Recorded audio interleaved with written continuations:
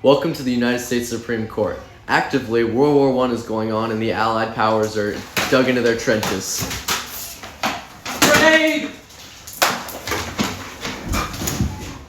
World War I is actively going on. In June of 1917, shortly after the United States entry into World War I, Congress passed the Espionage Act, which made it illegal during wartime to willfully make or convey false reports or false statements with the intent to interfere with the operation or success of the military or naval forces of the United States, or to promote the success of its enemies, or willfully cause or attempt to cause insubordination, disloyalty, mutiny, or refusal of duty in the military or naval forces of the United States.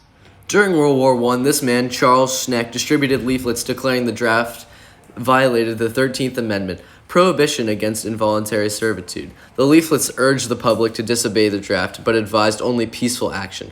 Shneck was charged with conspiracy to violate the Espionage Act by attempting to cause insubordination in the military and to obstruct recruitment. Shneck was convicted of violating this law and appealed on the grounds that the statute violated the First Amendment. Introducing Chief Justice Oliver Wendell Holmes, Jr.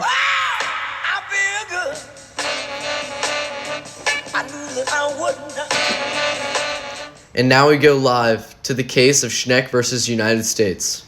You may be seated. Shneck, what is your purpose in telling others they shouldn't join the draft? I believe that the draft is an unconstitutional violation of our 13th Amendment rights and is basically slavery but with the added chance of death. And I do not think it's fair to force our young children and young adults to go to war for an unjust cause. Your response?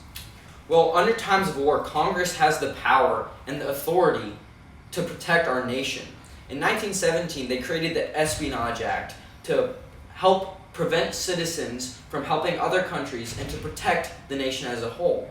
This draft is not unconstitutional. We need this draft in order to help our allies and our nation as a whole win this war and protect our nation's homeland. So, what is your defense that you violated the Espionage Act? Well, I believe that my First Amendment rights protect speech, protect my freedom of religion, and protect freedom of the press and the freedom to assemble. And it is perfectly legal for me to use that freedom of speech to wage war against this unlawful draft and help pass leaflets to the public, urging them to stop participating in the government's schemes. Well, the First Amendment is not absolute like all other amendments. You can't go around and yell fire in a theater. Okay, there are certain restrictions on our speech to protect citizens in the nation and citizens as a whole. So if you go around telling them not to participate in that draft, it hurts our nation and hurts our citizens as a whole inside of our country. Hi, I'm Michael Bloomberg. Sorry to interrupt your court case. I'm just here reminding you that you should vote for me in the 2020 presidential election. I time traveled here to 1919 with only 4 of my $60 billion. Vote for Michael Bloomberg. So why should you be able to cause mayhem in our country by promoting dodging the draft? I really think it's a matter of my freedoms and the other citizens of this country's freedoms to choose for themselves whether they should take part in this war. And I believe it's my First Amendment right to speak out against this war. After long and hard deliberation, me and the other 8 justices have come to unanimous decision to uphold the previous court ruling. Are you a patriotic American?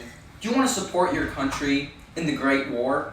Well then, come and buy war bonds today. War bonds are used...